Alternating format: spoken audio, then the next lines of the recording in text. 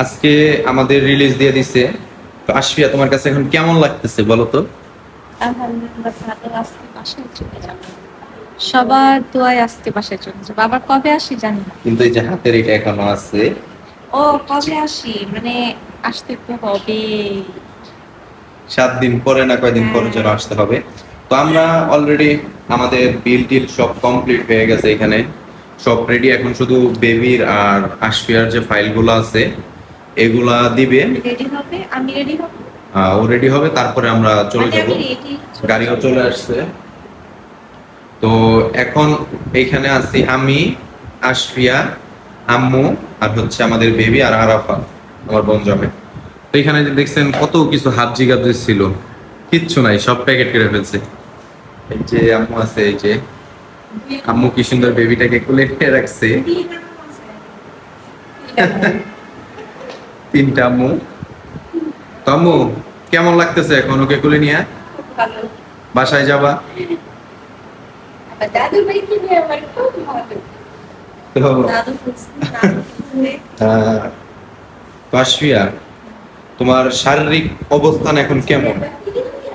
বললাম তো আজকে তো আসলে আমাদের বেবিটা মূলত হইছে, বেবির মুখের দিক তাকাইলে আর হ্যাঁ এইটাই, আল্লাহ তাআলা আমাকে একটা রাজকন্যা দিছে, আমার জান্নাত। তবে আমাদের বেবিটা মূলত হইছে 18 তারিখ, সরি 16 তারিখ। আজকে আমার ডেট ছিল, আজকে ডেট ছিল 2 দিন আগেই। আজকে আমরা বাসায় যাব। আজকে আমরা বাসায় যাচ্ছি, 2 দিন আগেই হইছে। আর বেবি হইছে হচ্ছে এমন একটা সময় হইছে, আল্লাহ তাআলা বাহিরে বৃষ্টি দিছে, ঠিক ওই মুহূর্তে আমার বেবিটাও হইছে।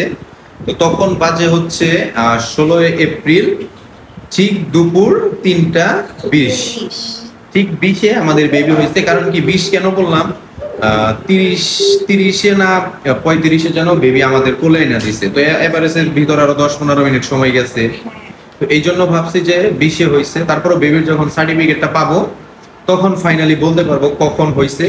তো আলহামদুলিল্লাহ বেবি হয়েছে পরে। আর আশফিয়া এখন পর্যন্ত দুজন আলহামদুলিল্লাহ সুস্থ আছে। আপনারা সবাই দোয়া করবেন। আর এটা হচ্ছে আশফিয়ার কোমরের বেল্ট,